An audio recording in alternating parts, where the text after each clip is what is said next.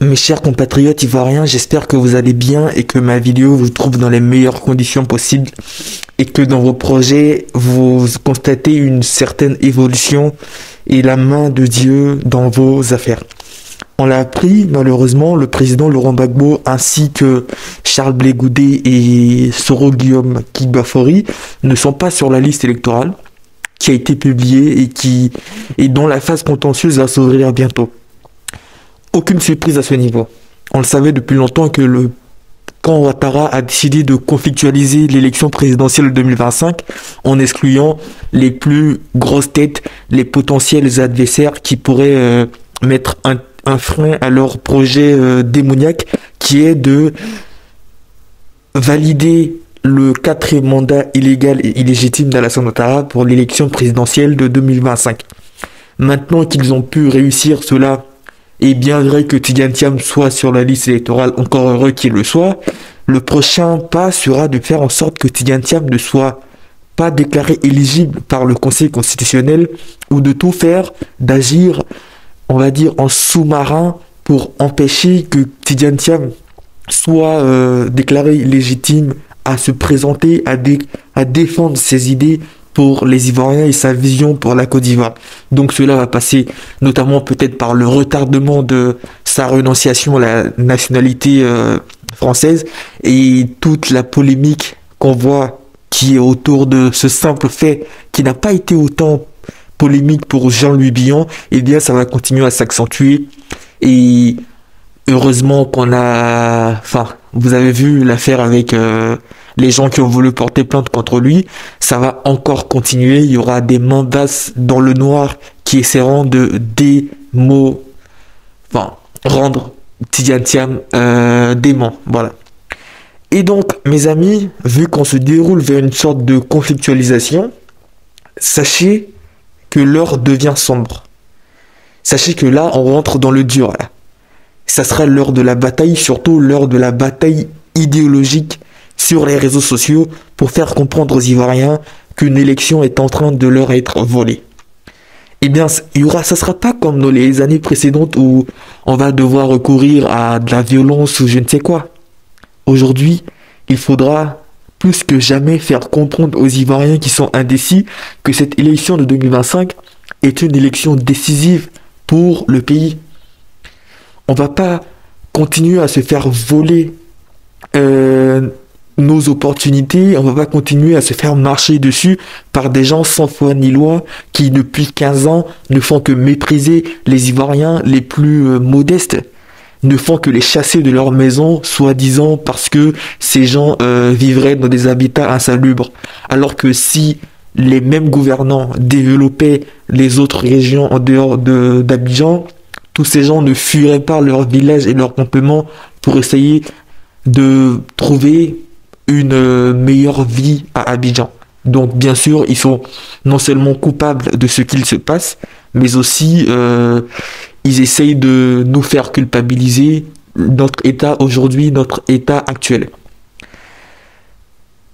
Le président Gbagbo, je vous l'ai dit dans quelques vidéos précédentes, pour moi, il ne devrait pas se présenter, compte tenu de son rôle dans la crise post-électorale de 2010. Et je ne dis pas que le président Gbagbo est responsable de cela, mais je dis qu'il a une certaine responsabilité morale parce qu'il était au pouvoir et surtout, il était au pouvoir à un moment donné où les Ivoiriens étaient traumatisés par la rébellion et par tout ce qui s'en est suivi. Donc, pour permettre aux Ivoiriens de se reconstruire et de passer à autre chose, le président Gbagbo, lui, en toute sagesse, devrait passer la main à une autre personne de son parti, à Rodon Mello, plein de gens, plein d'intellectuels au PPACI, tels que Stéphane Kipré, qui pourrait continuer la lutte pour lui, parce qu'aujourd'hui, avec son âge notamment, ça c'est mon deuxième argument, ça sera dur de rentrer dans la bataille politique. Je sais bien aucun âge ne suffit. Aucun âge n'est assez grand pour continuer à défendre ce en quoi on croit réellement. Mais là, quand même, là, il s'approche des 80 ans. C'est un peu beaucoup, vous voyez. Donc, à mon avis, le président Gbagbo devrait se mettre en retrait et permettre à ses jeunes frères de continuer la lutte. Mais personne ne devrait interdire à un Ivoirien De surcroît, un ancien président de la République qui a quand même marqué les Ivoiriens de par sa pugnacité et sa sagacité, personne ne devrait lui interdire de se présenter et de vouloir représenter ses idées au sommet de l'État. Et puisque Ouattara a décidé d'être dans cette posture de conflictualisation, nous qui sommes conscients de ce qu'il se passe, on va continuer à mener la lutte sur les réseaux sociaux, la guerre hybride entre guillemets, pour forcer ce pouvoir à reconnaître que Laurent Gbagbo n'a pas été condamné par la CPI. Ils ont voulu nous le saborder en l'emmenant à la Cour pénale internationale. La justice internationale a montré par A plus B que Laurent Gbagbo n'est pas coupable. Et maintenant, vu qu'ils ont vu que Laurent Gbagbo a été blanchi, le plan, ça a été de l'emmener en Côte d'Ivoire, manigancer rapidement une condamnation là, et voilà, comme ça, on lui retire ses droits civiques, il peut pas se présenter. Mais est-ce que tout ça, c'est normal, mes amis? Est-ce que dans un état normal, on utilise la justice pour museler ses opposants? Nous sommes conscients de tout cela, nous voyons bien ce qu'il se passe. Et nous ne devons pas laisser faire ça. Dans un état normal, moi je vous aurais incité à sortir et à aller manifester. Mais comment manifester dans le pays de Ouattara? Tu peux manifester si tu demandes à ce que on rapatrie Johnny Pacheco. Tu peux manifester si tu es une femme du RHDP et que par exemple, je ne sais pas moi, t'es supporter du RHDP, tu peux sortir pour dire non à l'opposition qui essaye de bazarder les élections.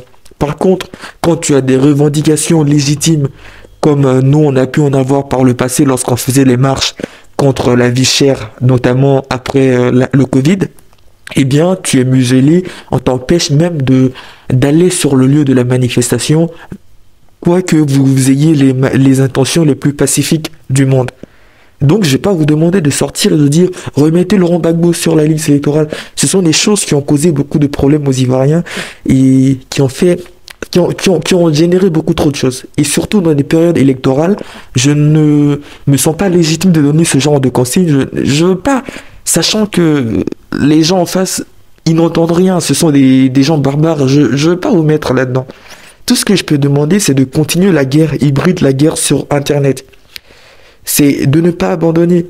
Pour tous les Ivoiriens injustement emprisonnés, il faut continuer à réclamer. Parce que le pouvoir n'est pas éternel, comme dirait Laurent Gbagbo. Les occupants du pouvoir passager, là, ils vont partir. Et la justice qu'on veut, ce pourquoi on milite, ce pourquoi on fait des vidéos, elle va venir. Il ne faut pas abandonner, mes chers amis. On est sur un chemin de crête. Là, on est sur, j'ai envie de dire, on est à une heure décisive. Donc nous devons continuer à faire ce qu'on est en train de faire. Et surtout, puisse Dieu être avec nous sur le chemin qu'on a décidé d'emprunter. Merci.